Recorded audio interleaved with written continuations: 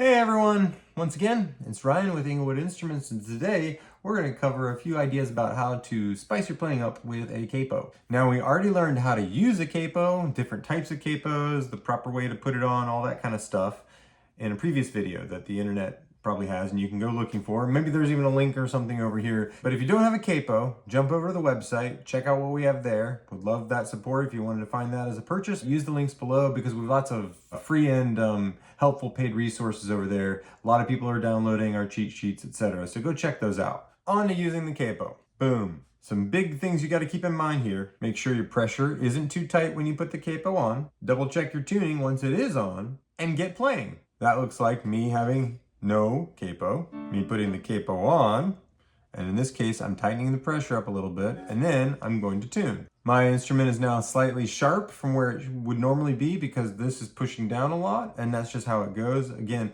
this type that I've got here where you screw down the amount of tension you want is what I prefer because then it doesn't crush the strings.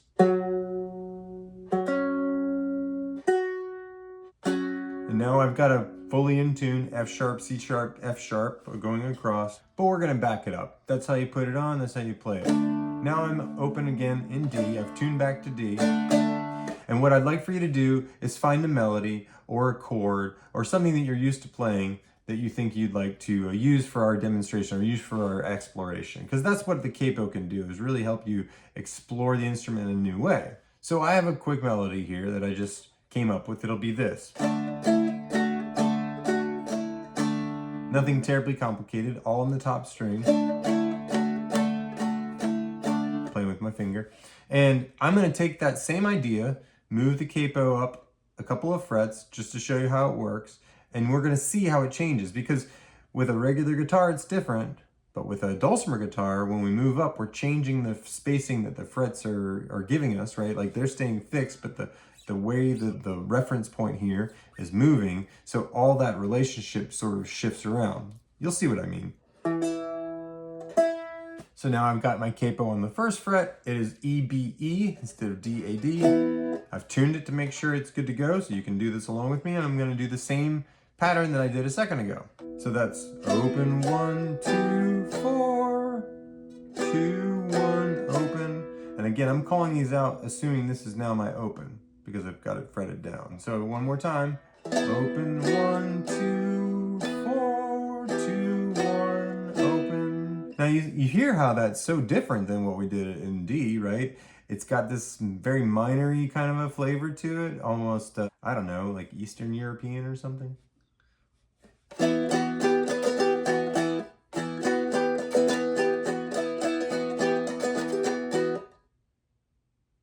I mean, what does it sound like to you? Leave a comment. I would love to know what you think of that. Now we're going to move it up another fret. Capo's at the second fret now, so we're F sharp, C sharp, F sharp, where we were when we demonstrated getting the capo on. So now, again, open, 1, 2, 4, 2, 1, open. That sounds a little funny to my ear at first, just because so far we haven't heard that high note up here. Again, that relationship has just changed. No longer do we have that slightly modern, minorish sort of feel. We still have one, but it's kind of like even more minor. I don't know, it's weird, right? Let's move up one more fret. All right, I'm on the third fret, which is G, so G, D, G. If you've got a tuned G, D, G instrument, by the way, you can do all this same stuff. It just will be in a different tuning. So, open, 1, 2, 4, and back down. Suddenly, we are bright majory again, right? There's a certain quality to that that's almost like happier sounding than when we did it in the open position, right? Partially because it's up in a higher register, I think, but also because the relationship of these notes is a little bit wider. Yeah, it's pretty similar, but again, it's going to give you a different headspace to work with. Personally, for my money, I'm going to go to one of these first two frets and then see what happens when I just mess around with it. So I'm back on that first fret. We're going to give this a shot. Remembering that we had a 0, 1, 2, 4.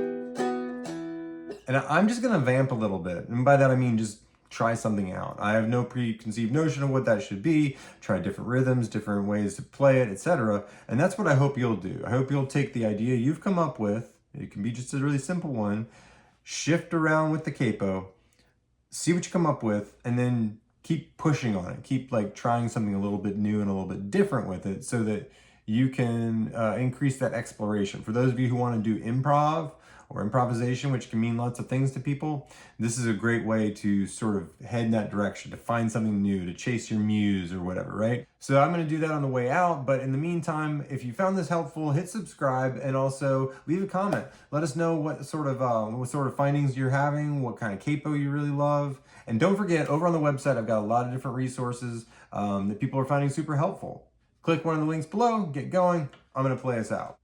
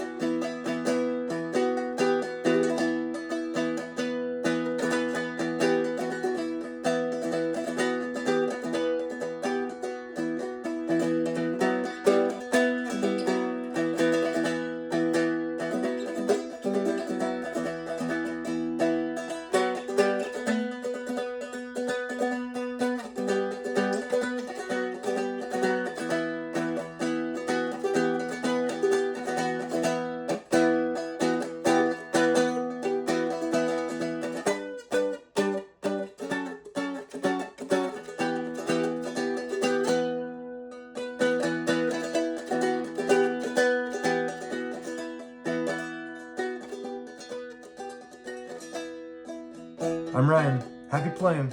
See y'all.